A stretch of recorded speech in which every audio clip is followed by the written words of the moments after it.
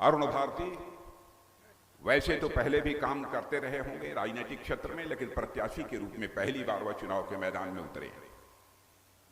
अरुण भारती को बोलते हुए मैं सुन रहा था।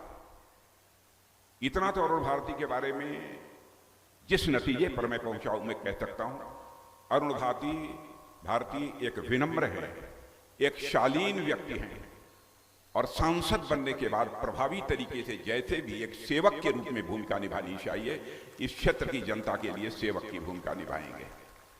3 बार जमुई की सार्वजनिक सभा को इसके पहले मैं संबोधित कर चुका हूं, लेकिन मुझे यह भी याद आता है इसके पहले जब भी मैं जमुई आया, बहनों भाइयों, हमारे अभिन्न मित्र जिनके साथ मेरा भावनात्मक रिश्ता था, और मैं ये कहूं कि एनडीए में वह शामिल हुए थे जब मैं पार्टी का राष्ट्रीय अध्यक्ष था, तो हमारे आग्रह पर ही एनडीए में जो शामिल हुए थे, ऐसे स्वर्गीय रामविलास जी पासवान आज हमारे साथ मंच पर नहीं है। स्वाभाविक रूप से उनकी कमी मुझे खटक रही है। खिलखिलाता हुआ चेहरा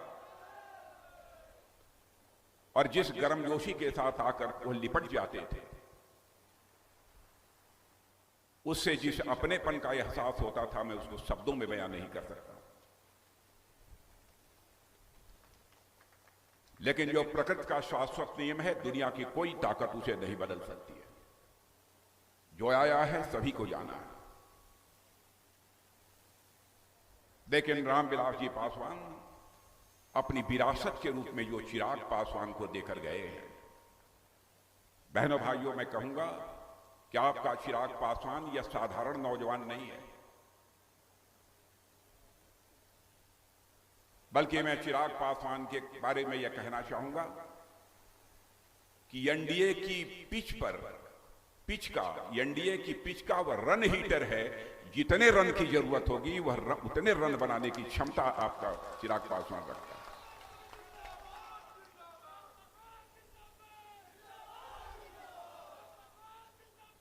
आज लोक जनशक्ति पार्टी की अध्यक्षता चिराग पासवान कर रहे हैं। मैं पूरी तरह से आश्वस्त हूं, जो हमारे रामविलास जी पासवान का स्वप्न था, उस स्वप्न को वह निश्चित रूप से साकार करेंगे।